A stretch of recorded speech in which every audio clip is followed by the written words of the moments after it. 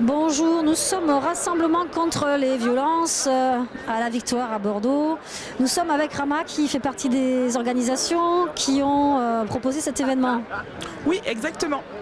Alors donc aujourd'hui on est rassemblés ici à Bordeaux en hommage surtout à un mémoire par rapport à ce qui s'est passé à Paris avec Théo, et d'autant plus c'est qu'on nous avons aussi de réelles revendications. Nos revendications sont notamment le fait de on entend beaucoup, par exemple, de mettre en place de réelles politiques sociales de lutte contre les discriminations, finalement, parce que c'est ça le problème en France. Il y a une énorme fracture entre les jeunes de banlieue, les jeunes issus des minorités ethniques et les policiers. Ça n'a pas lieu d'être parce que nous sommes en France quand même, et que c'est la police de la République. En tant que citoyens de cette République-là, nous devons être protégés tout simplement par les policiers. Voilà. Alors quels sont... donc il y a un regroupement d'associations là aujourd'hui. Donc ça fait plaisir de voir que les citoyens de façon globale prennent en charge un petit peu cette résistance, cette dénonciation. Vous comptez faire un peu plus de choses, d'événements par la suite Alors oui, effectivement, donc je pense que c'est surtout une mobilisation citoyenne. Ça a été lancé par 2 organisations, mais l'idée de départ c'était vraiment que ça soit une mobilisation citoyenne de jeunes de tous bords, des jeunes de quartier, d'associations aussi, bien évidemment. Effectivement, l'idée est que le mouvement continue, et d'ailleurs on est là aussi pour aussi lancer aussi le fait que le 26 février il y ait aussi une manifestation à Bordeaux. J'espère qu'elle sera encore plus conséquente. Donc voilà, donc on appelle à une nouvelle mobilisation, et je pense qu'il y en aura d'autres sûrement qui vont sortir aussi assez rapidement sur les réseaux sociaux. Voilà. Merci beaucoup Rama. Merci. Oui, nous sommes avec Hakim qui va nous donner son ressenti sur ce qui s'est passé pour Théo. Voilà, mais déjà aujourd'hui on parle de Théo, mais on peut parler aussi de beaucoup de personnes. Je pense à Zied et Bouna, je pense à Adama. Voilà, je pense qu'au bout d'un moment, il faut qu'on arrive à pouvoir discuter clairement avec l'État. Parler de cette question qui devient grave, et où aujourd'hui on a des contrôles d'identité qui tournent mal, des contrôles d'identité où à chaque fois c'est toujours les mêmes qui se font contrôler. On en arrive à ne plus avoir une certaine confiance à la police alors qu'on sait qu'on a besoin et qu'ils sont là aussi pour nous protéger. Et aujourd'hui, voilà, je pense, moi qui ai 36 ans, je pense surtout aux jeunes, aux plus jeunes qui sont dégoûtés de vivre dans cette société. Déjà, je ne vais pas vous cacher que c'est très compliqué pour nous déjà de trouver du travail, au niveau du logement, au niveau de tout ça. Et aujourd'hui, il faut qu'on en arrive à courir parce qu'on tombe sur, je ne dirais pas tous les policiers, mais un certain nombre de policiers qui ont oublié pourquoi ils étaient là, leur métier, leur travail, qui arrivent aujourd'hui à matraquer des jeunes enfants, qui arrivent à matraquer des jeunes parce qu'on vient de citer ou parce qu'on a une couleur différente. Je trouve ça vraiment très, très, très inadmissible, et il faut que ça s'arrête. Voilà, il faut que ça s'arrête. Aujourd'hui, on a eu un ancien président qui disait que les policiers n'étaient pas là pour jouer au foot avec les jeunes.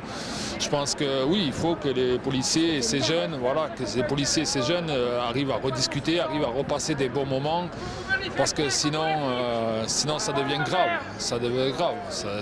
Ça devient incompréhensif, vraiment. On en arrive vraiment à avoir des craintes, et moi j'ai des craintes surtout pour la jeunesse qui arrive et qui ne savent même plus comment faire, et c'est vraiment compliqué. Oui, ce qu'on a vu, c'est quand même que l'acte contre Théo, qui est quand même assez plus que choquant, voire barbare, a été qualifié d'accident. Ça, c'est les dires des pouvoirs publics. Voilà, inconsciemment, on essaye de mettre le feu dans notre France, qu'on aime, qu'on charrie, parce que aujourd'hui, voilà, c'est pour eux plus facile de dire peut-être ça, mais pour nous, ça nous touche. Ça nous touche parce qu'une matraque arrive à rentrer dans l'anus d'une personne en disant que c'est un accident. Pour nous, on se sent trahi. Voilà, je pense qu'on aurait dû comprendre et vouloir qu'il faudrait responsabiliser ces erreurs. En fin de compte, voilà, quand il y a des erreurs, il faut les assumer. Et voilà, je pense que s'ils auraient dit voilà, au bout d'un moment stop, ça s'arrête. Voilà, il a fait une erreur, il a fait quelque chose de pas bien, et bien l'affaire serait peut-être passer plus facilement, même si c'est une affaire qui ne doit pas passer aussi facilement. Et de l'autre côté, il faut une justice vraiment une justice à vitesse réelle, c'est-à-dire qu'il faut vraiment arriver que les gens comprennent qu'on ne peut pas avoir une justice à deux vitesses. C'est pas parce qu'on a un brassard de policier qu'on ne doit pas être condamné, c'est pas pour ça que... Et là, c'est vraiment, voilà, pour ça, c'est vraiment grave.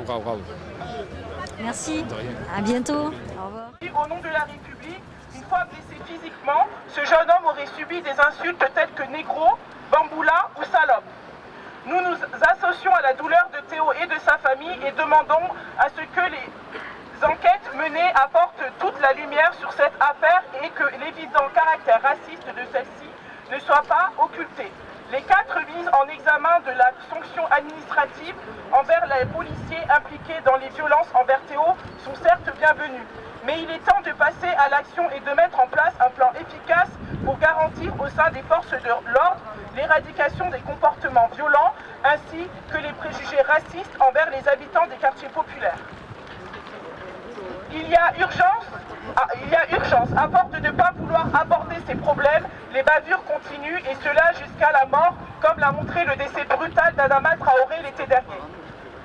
Nous réclamons immédiatement une modification du cadre des interpellations et des techniques employées par les forces de l'ordre.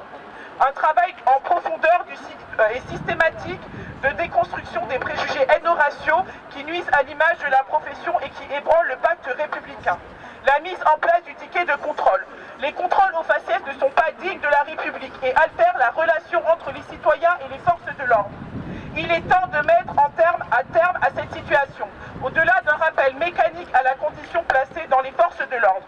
Quelles que soient nos origines, nos lieux de vie, nos opinions, nous ne pouvons pas accepter que la République cesse d'être la République lorsqu'elle agit envers certaines populations ou certains territoires. Les habitants des quartiers populaires et les personnes d'origine immigrée ne sont pas des sous-citoyens. La République, dans toutes ses composantes, leur droit de respecter et considération. Il vous appartient de mettre en œuvre sans délai les mesures nécessaires pour que plus jamais de tels actes puissent advenir. C'est sans doute la condition de la légitimité et de la confiance placée dans les forces de l'ordre. Merci.